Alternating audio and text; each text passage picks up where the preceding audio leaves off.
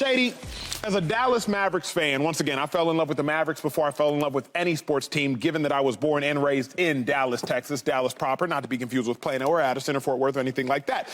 As a true Dallas fan, I think the Mavericks have to regret trading for Kyrie Irving. At this point in time, you have to regret it for a very simple reason. If you were going to be championship great with Kyrie, you wouldn't be so bad right now. If you were going to be championship great with Kyrie, you would have taken a small, marginal step forward before eventually taking a maximal push towards hoisting a trophy. You don't see greats added to a team and them get worse before they get championship better. We can look recently, Russell Westbrook added to the Lakers. Lakers got worse, and then they got rid of him because they realized y'all not winning a chip with Russell Westbrook. Go back to AI and Carmelo Anthony if we can. I believe it's 08-09. Slick, correct me if I am wrong.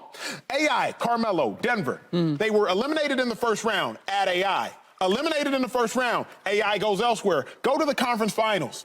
If you add a star, you get marginally better, then you get maximally better. If you are ever going to get maximally better, if you add a star, you don't get worse and then ever get better. So the Mavericks, they know they're ceiling with Kyrie. I thought they had the opportunity to play for championships, but based on what I have already seen, I've already seen enough. They should regret it, but 2-5, what say you? Real quick, are you a Kyrie Irving fan? Not really. I'm a fan of his game individually. That's like, not really. Okay. Anyway, I love Kyrie Irving and Luka with the Mavs, right? I think that when you add this piece, you add more offense. I mean, this is probably the best scoring duo in basketball, right? Averaging like 60 points a game. So I think in this league nowadays, you need scoring. You need offense. The problem with them is not Luka, it's not Kyrie, it's defense. So when they go to the offseason, they need to add some more defense. I mean, and they're close. See, like, I look at the big picture. I don't look at this a loss or a win. I look at the big picture. What type of team are they? You act like they're getting blown out. They only lost one game over more than 10 points since they've been playing together. So when I look at this team, like, okay, dang, they can score in big moments. They can put the ball in the rim, but they need defense. So now that's the biggest problem. The biggest problem is they don't have no defense. So I think Mark Cuban has to go out there and get some defense to add on to that scoring load. And then once they do that, next year, because it's not going to be this year, but next year, we're going to be similar to this desk, right? We're going to be talking about how the Mavs might have a chance to be a contender for a championship. That's how it works. And I said this last week. People, we want success right now. This is part of the journey, Acho. This is part of Kobe Bryant talks about the journey of success. You got to go through all this. Joey talked about that. We had on the podcast. So you've seen how she did all this to get where she at today. Don't let them play with your heartstrings, Joy. Real talk. So it's like, you want, because you're a Mavs fan, oh, we got to get a championship right now. We added Kyrie Irving. It don't work like that. Acho, it don't work like that. You on TV now. You're doing a great job. Great job. Was it always like this, or you had to work to get there? You was on college. You was on this and that. You see what I'm saying? So good recruiting pitch. I'm keeping it real. I love the journey. So, yes, Kyrie Irving, yes, it's taking some time to gel with the Mavs, but I think next year they get some defense, some role players. They'll be in the race to win the West. Boy, Slick said something at the end of Friday's show. You all, I believe, had exited the studio, and Slick and I were walking out last, having a conversation to some degree about this. It was one of the most fascinating It was Friday? things I heard. Friday. Yeah, I was gone. Yeah, I was out here. Yeah. Slick said, and you reminded me, how many teams have won an NBA championship in the last 2 decades, since the turn of the century, where one of their best 2 players or their best player didn't play some defense?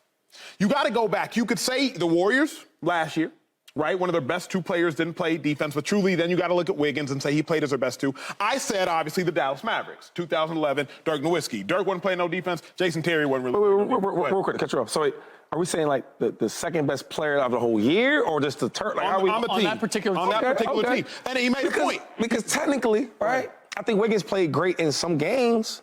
If we being technical, Sure. Jordan Poole was kind of carrying the load a little bit because Curry was out. I won't argue that. Right?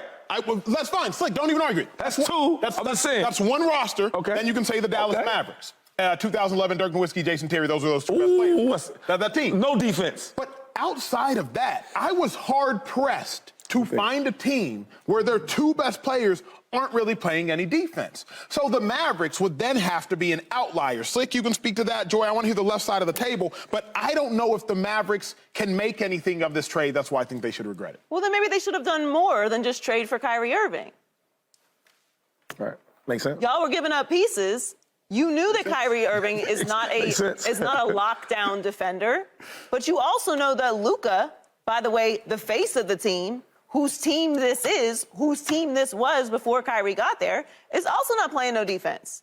So to thine own self be true. Y'all know this is not a good defensive team. They weren't a good defensive team before Kyrie got there. So if you were going to give up two of your strongest defensive pieces, manage the expectations of what's happening in this trade. Or y'all got more work to do. Yeah. This ain't the only trade we're making. There's levels to this. It's a great book, The Alchemist, right? The Treasure is the Journey. You're absolutely right, Shady. This was not going to happen this year. It shouldn't have been expected to happen this year. I hear you that they've gotten worse, but it's not because of Kyrie Irving. Kyrie Irving's in his, 13th year in the NBA? Statistically, he's better with the Mavs than he was with the Nets.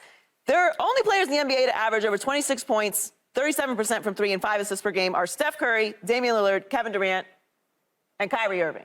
Kyrie didn't make that list. Yes, he did.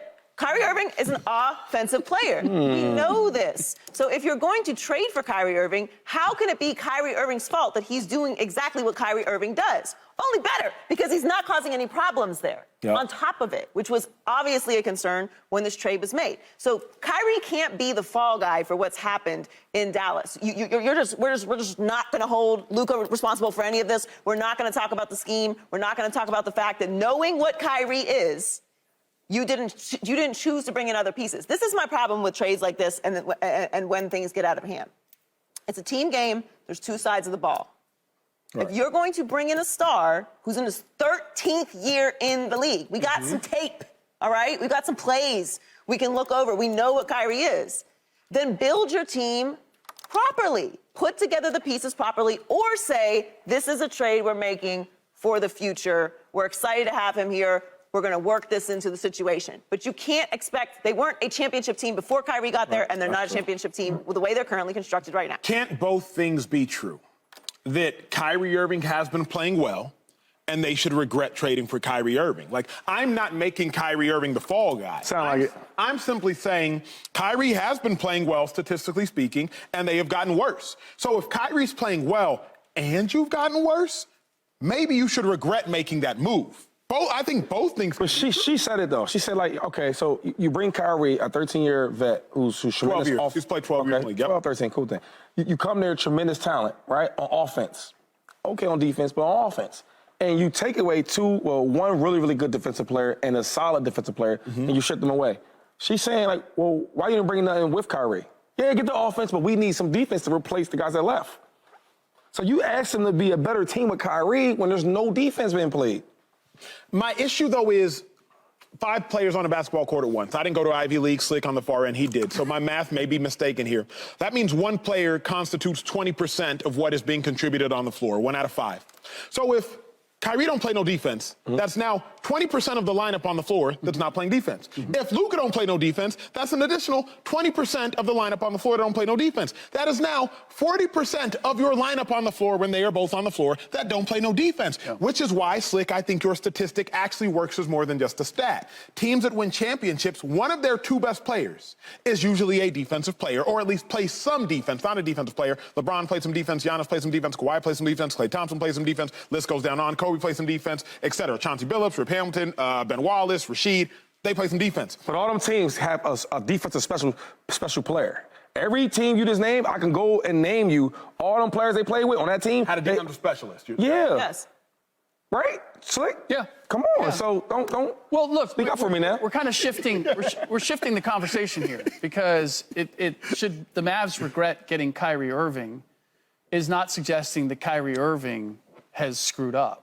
It's that the Dallas Mavericks screwed up by believing that Kyrie Irving was going to fit with Luka Doncic and was going to take them someplace. Now, the reason that I say, yes, they should regret it is seeing it's actually because Kyrie Irving has been so good. He's been better than he was in Brooklyn, and yet they're still losing. And to your point, how are they losing? They're losing one-possession games. Come on now. At the end. Right? Okay. If there's ever a place that I would think the strength of Kyrie Irving and Luka Doncic would show itself right away would be, we get to a last possession. like, we can get a stop, but we're going to score. Like, we're at least going to score every time, and all we need to do is get one stop, and we're good. And if you look at the last 3.5 minutes of their losses, in the last 4 or 5 losses, they've all been one-possession games at the very end, and they got out-executed. They got outscored down the stretch. And that's where I look at it, and I think, okay, this is supposed to be the part where you don't lose. If you're getting blown out because defensively you can't play, or you guys are missing a ton of shots or whatever, but you're right there on the doorstep, and you got Luka Doncic and Kyrie Irving, and you can't close the door? Like, it's not about just adding role players. Subscribe here to get the latest from Speak, and go watch a few segments from our other shows on FS1.